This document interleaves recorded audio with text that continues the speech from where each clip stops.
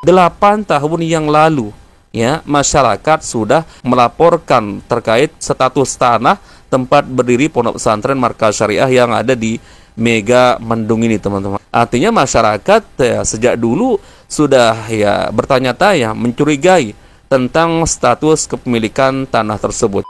Sebelumnya, Kapolda Jawa Barat mendapat laporan dari masyarakat terkait penyerobotan tanah negara yang dilakukan Rizik. Kasus tersebut tengah diselidiki sejak pekan lalu. Assalamualaikum warahmatullahi wabarakatuh. Kita masih bicara terkait pondok pesantren Markas Syariah milik Habib Rizik Syihab di Mega Mendung, Jawa Barat, teman-teman. Ini ada satu video sudah 8 tahun yang lalu. Artinya ini rekam jejak ya terkait kasus kepemilikan tanah tempat berdirinya pondok pesantren tersebut. Ternyata sejumlah orang kala itu sudah pernah melaporkan ke Polda Jawa Barat terkait masalah ya status tanah tersebut apakah legal atau ilegal, teman-teman. Dan di video sebelumnya, kalau kalian ingat, saya sudah memposting satu pernyataan langsung dari Pak Rizik Syihab bahwa pondok pesantren tersebut pernah dipantau oleh pihak BIN, teman-teman, dengan menggunakan drone. Itu sekitar 3 tahun yang lalu. Artinya ini rentetan kasus dari status kepemilikan tanah tempat berdiri pondok pesantren tersebut, teman-teman, ya sebenarnya sudah merupakan kasus yang lama. 3 anggota BIN, Badan Intelijen Negara, yang sedang melakukan penyusupan dan pengintaian di pesantren kami Markas Syariat Mega Mendung Bogor dengan menggunakan drone, tertangkap oleh petugas pos penjagaan pesantren. Dan setelah diperiksa secara baik-baik, kemudian diketahui melalui kartu identitasnya bahwa mereka bertiga adalah anggota BIN, anggota Badan Intelijen Negara, maka dilepas dan dibebaskan secara terhormat karena mereka adalah petugas negara. Meskipun ternyata pernyataan dari Pak Rizik Syihab tersebut ya adalah hoak, teman-teman, ya. Artinya nggak benar ya, pihak BIN mengutus beberapa orang untuk memantau aktivitas yang ada di pondok pesantren Markas Syariah tersebut. Ini murni karangan dari Pak Rizik Syihab, teman-teman. Kalau seandainya pun benar ya pihak BIN ya memantau apa aktivitas yang ada di pondok pesantren tersebut, ya itu sah-sah saja karena itu memang bagian dari tugas mereka. Ya, ketika mencurigai salah satu individu mungkin atau kelompok tertentu, teman-teman, yang kaitannya dengan aktivitas-aktivitas yang berbahaya. Coba sebelum kita simak, teman-teman, video terkait laporan masyarakat terhadap Habib Rizik Syihab terkait kasus kepemilikan tanah tempat berdiri pondok pesantren tersebut, ini kita simak bantahan dari Deputi BIN, teman-teman, bahwa apa yang dikatakan oleh Pak Rizik Syihab itu adalah hoax, teman-teman, ya. Ini dia videonya. Badan Intelijen Negara membantah keras anggotanya menyusup ke pondok pesantren di Mega Mendung Bogor untuk mengintai Rizik Syihab. Deputi 7 BIN Wawan Hari Purwanto ketika dikonfirmasi di Jakarta Senin 7 Desember 2020 mengatakan bahwa informasi yang beredar terkait anggota BIN melakukan pembuntutan dan pengintaian MRS itu adalah tidak benar atau hoax.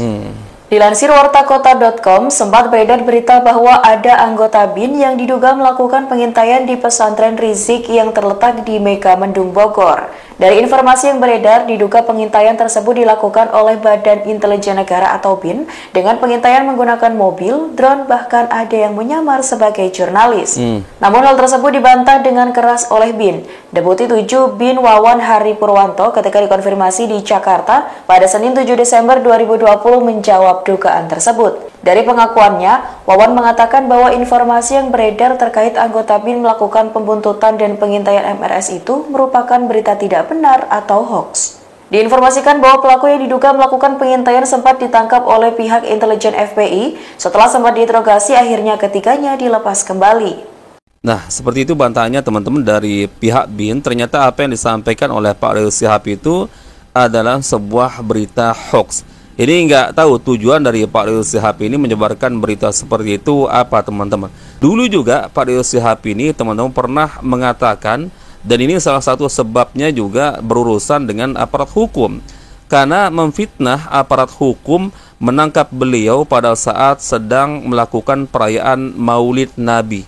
Padahal itu berita hoax, teman-teman. Jadi seakan-akan aparat hukum yang melarang Pak Rizik Syihab ini dan kelompoknya ini melakukan aktivitas keagamaan, teman-teman. Ini luar biasa fitnah besar, teman-teman. Sedangkan berita yang benar adalah Pak Rizik Syihab ini ditangkap kala itu karena terkait kasus kerumunan massal. Ya, sedangkan pada waktu itu adalah masa pandemi, teman-teman. Ya, kok bisa nih Pak Rizik Syihab ini doyan sekali, teman-teman, ya, buat berita hoax. Artinya beliau ini nggak mau disalahkan, teman-teman, ya. Jadi ketika dia terjerat hukum, teman-teman, bagaimana caranya Pak Rizik Syihab ini agar seakan-akan beliau ini dapat kriminalisasi dari aparat hukum. Jadi aparat hukumnya yang disalahkan. Baik, sekarang kita langsung simak. Kalau ini videonya valid, teman-teman. Dan saya katakan tadi 8 tahun yang lalu, ya, masyarakat sudah melaporkan terkait status tanah tempat berdiri pondok pesantren Markas Syariah yang ada di Mega Mendung ini, teman-teman. Artinya masyarakat ya, sejak dulu sudah ya bertanya-tanya, mencurigai tentang status kepemilikan tanah tersebut. Coba kita simak video lengkapnya, teman-teman. Kapolda Jawa Barat Irjen Anton Carlian menyebut Imam Besar FPI Habib Rizik Syihab dilaporkan terkait kasus tanah di Mega Mendung, Bogor, Jawa Barat. Saat ini polisi tengah menyelidiki kasus ini, namun pihak FPI meminta agar polisi mengecek terlebih dahulu legalitas kepemilikan tanah. Menanggapi laporan terkait kasus tanah yang menyeret Rizik, juru bicara FPI Slamet Ma'arif meminta agar Kapolda memeriksa persoalan tanah ke Badan Pertanahan Nasional atau BPN. Slamet menjelaskan tanah negara yang disebut oleh Kapolda Jabar tersebut adalah pesantren yang didirikan oleh Habib Rizik. Selain itu, legalitas dari pesantren itu sudah tercatat di Badan Hukum. Sebelumnya, Kapolda Jawa Barat mendapat laporan dari masyarakat terkait penyerobotan tanah negara yang dilakukan Rizik. Kasus tersebut tengah diselidiki sejak pekan lalu.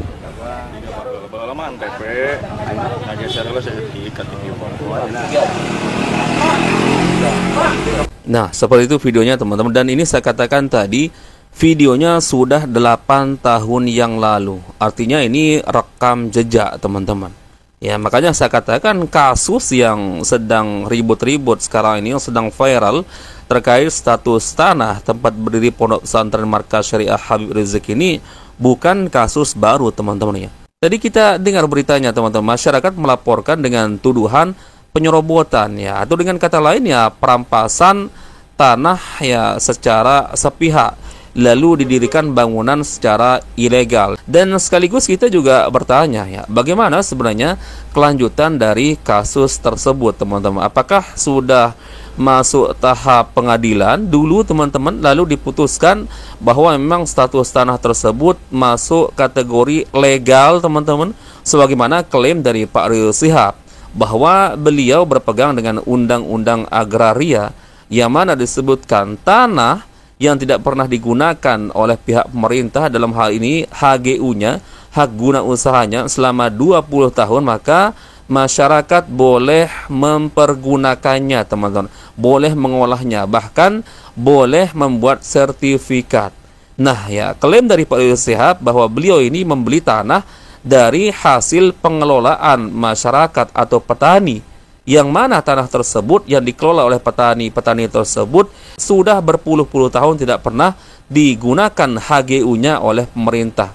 Artinya, teman-teman, Pak Rizik Syihab ini menganggap bahwa ya tanah beliau ini bukan hasil tanah merampas atau bukan tanah ilegal, artinya dia membeli, teman-teman.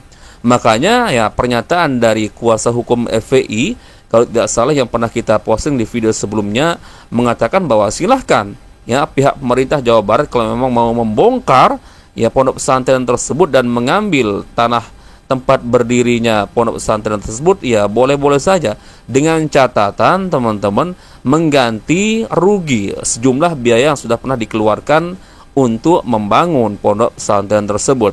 Namun seperti yang kita dengar, teman-teman, pernyataan dari Gubernur Jawa Barat Kang Deddy Mulyadi bahwa bangunan-bangunan yang didirikan bukan berdasarkan IMB, maka itu berhak untuk dibongkar. Namun saya kurang tahu apakah ya yang dikatakan oleh Pak Deddy Mulyadi itu terkait pergub yang baru beliau tanda tangan, teman-teman, sejak beliau ditetapkan sebagai gubernur.